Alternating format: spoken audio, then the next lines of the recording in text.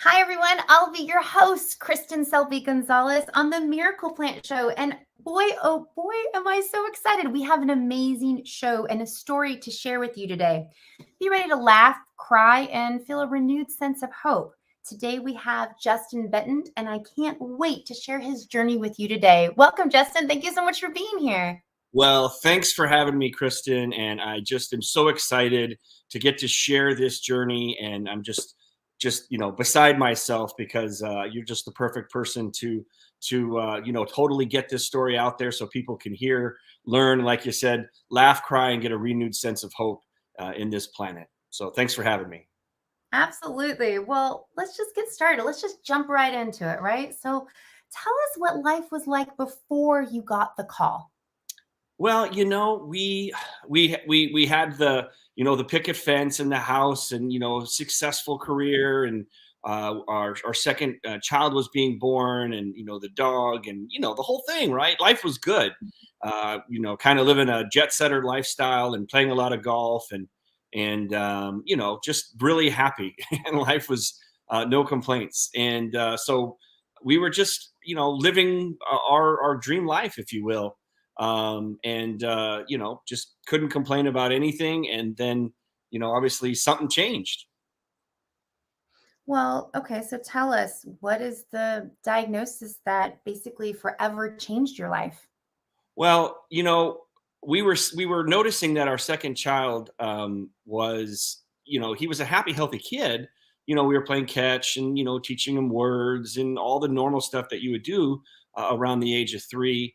But then all of a sudden, we he started losing communication. He kind of went into a cocoon, if you will, and wasn't making eye contact, and was just kind of throwing tantrums and like spinning toys and things. And it just something definitely had happened.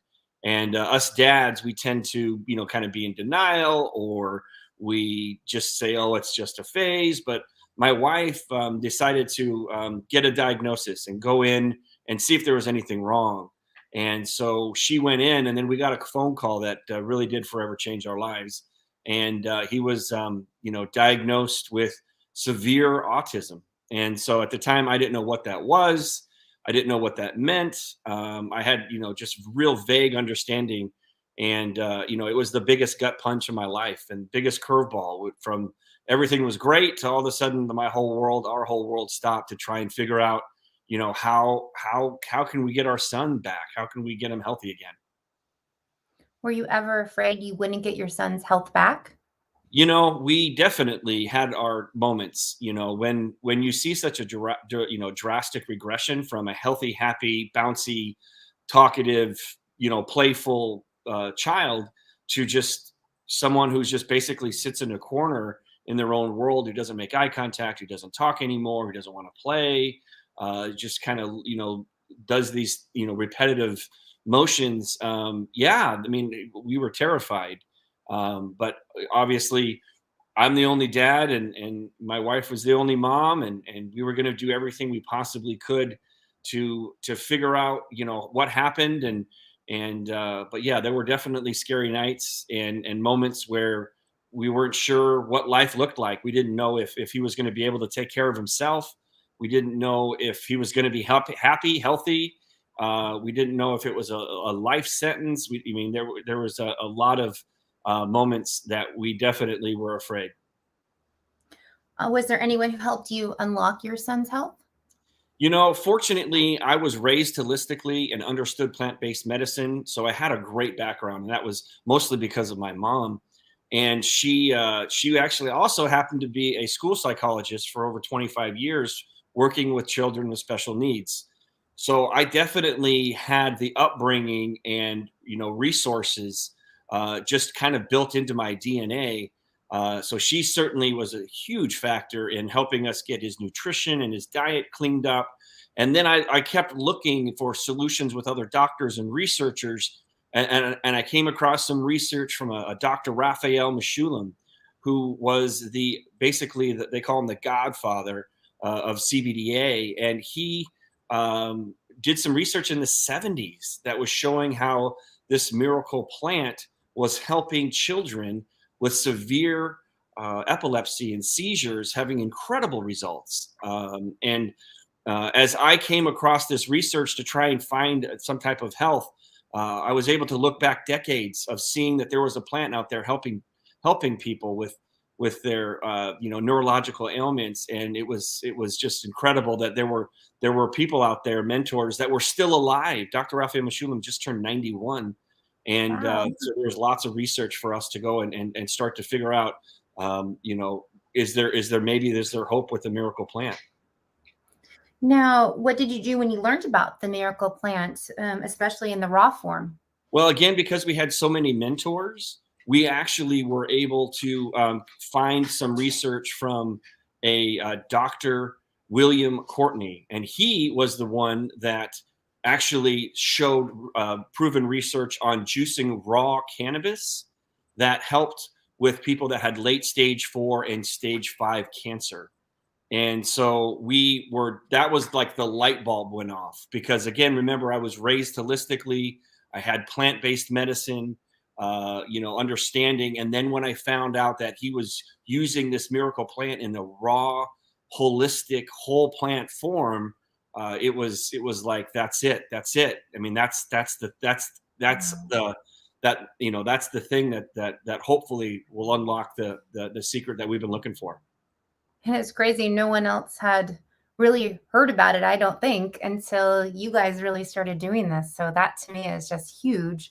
So, were there any, people that on your journey that really created, your greatest test, your allies or your enemies? And if so, how did that look? There were a lot of tests. There were people that originally, like when you get a diagnosis, a severe diagnosis for your child, especially that you have little understanding of, and there's just many people that don't understand this particular diagnosis, you are going to kind of rely on the things that are around you. And there were organizations that were, their hearts were in the right place, but when we would ask them questions about, what about a gluten-free diet, or what about, trying this or trying that, and they were just very dismissive of some of the research that we were coming across. So we had to really kind of just get rid of everybody that wasn't on our team, wasn't on our page. We wanted people that we could actually count on, that would support us, that were people that thought like us, or of the same philosophy. And so we were able to recruit and get people that were on the same page with us and become our allies. And these are like the Dr. William Courtneys and the people that were on the same path. And as far as as enemies go, I mean, unfortunately there's a current healthcare system that we have, and the system that we have in the United States anyways is basically that they prescribe pills and drugs to give your child for a disease that they don't fully understand. And you kind of become the gerbil. You kind of become the guinea pig. And so I wasn't going to go down that road again, because that didn't gel with how I was raised and what my belief system was and my philosophy. And so when we just kind of dismissed that, and anybody or any organization that wasn't on board with us, we just got rid of them. And we were gonna blaze our own trail and lead with our own heart. And as I've shared this journey and this story many times with others, I always encourage parents to really trust their instincts. Do your own research and trust your instincts. And that's what we did. Wow, that's so inspirational. Were there any setbacks when you questioned this miracle plant? Like, was it going to be the answer you were searching for? Well, there was a time where my son was, we tried to put him in some of these schools, and they were, they're called like early intervention centers. And the first time we put him in one, it seemed to be going pretty well. And then we moved, and then we tried to put him in another one that was really close, and we were super excited. And we're like, oh my God, this is going to be great. And they basically just said that your son's IQ is too low to measure. He needs to be in the most remedial classroom with the most, mentally challenged children with the strong. I mean, it was heartbreaking. I still remember that day vividly. That at that moment, you're like, what does his future look like? And if it was based on it, if we let them lead the way, his life would have been completely different. But again, we didn't we didn't trust, we didn't put our faith in other people. We'd put our faith in ourselves, in our own research, and doing our own, trusting our own instincts. And so we were able to go to fortunately, there was a private preschool that we went to, and it just gets a little emotional. But we went there, and I'll never forget that she said, he's welcome here. And it was just incredible that for the toughest times that we ever had, that she was open armed, and we were able to find a school that accepted him, and he was on a path that that he was going to be healthy and happy again. And so sometimes when those hardest things happen in your life, and it's like the absolute worst thing, sometimes that path leads you to the something that you couldn't even have imagined before. And so, you know, getting him into you know, whatever you want to call regular school was just such a blessing for us. And so there were certainly times where we were questioning, you know, whether or not you know, what we were doing was going to be enough. Yeah. Gosh, I mean, just everything you guys have gone through. It's just hit. I know everybody watching too. It just really pulls on your heartstrings, because, you know, everybody has a story, but often we don't ever get to hear it. So it's amazing. So was there a big final hurdle you might have had to overcome? Well, you know, again, so the biggest goal for us was, were we going to be able to get him to go to school without any aids, just go to regular school like anyone else would go to? And so we, you know, our goal was kind of originally was maybe we could get it done by first grade. And, but the teachers and the aides and everybody, while he still was in preschool for another year or two, you know, they were giving us really encouraging reports. And so kindergarten came, and we still had an aide there for the first week or two. And my mom was overseeing it and kind of peeking in and making sure, and I was doing the same. And after about 2 weeks, the teacher came to us and the aide came to us and said, he's good. It's going to be okay. And that was really the final, you know, hurdle that we had just been praying for. And it came true. So how did it go with kindergarten? It was great. I mean, you know, he needed to reacclimate and get the social skills, and he started, you know, making friends and doing the, you know, just the normal, you know, things that you do in kindergarten, you know, learning your letters and your name and your numbers and your math, and, you know, modeling how you play with other kids. And it was just incredible. I mean, we were so elated that he was able to just get back on the path that he had veered off of because of this miracle plant and his nutrition and his diet. It was unbelievable, just simply unbelievable. Truly, truly a miracle. I mean, and now how did you feel when you knew your son was back back on his path for school, and really no longer having that autism diagnosis? I mean, that just must have been, I wish I had that feeling. I'm still on that journey, but you know, that must have just been such a relief. Well, you know, it was great being able to, you know, share the news with friends and family, and some. I mean, the close friends and family that were, you know, that lived close by, they were, you know, they were stunned and happy and crying and laughing, and it was a miracle. I mean, from where we were. With his severe autism, with no communication, no connection, an IQ you couldn't even measure, to going to kindergarten by himself. So sharing that news with friends and family was awesome. I mean, we laughed, we cried, we hugged, we danced, it was amazing. And so that was definitely a moment I'll never forget. It's like you want to pinch yourself and be like, if I'm dreaming, don't wake me up. I just love this feeling. So now that your prayers were answered, what are you going to do next? Well, again, because we literally prayed and looked for guidance and anything we possibly could find to get our son back, and our prayers were answered. And so, you know, now it's our mission to pay it forward. Again, when we were looking for a solution, there wasn't a lot of hope. There wasn't a lot of answers. There wasn't much for us to go on.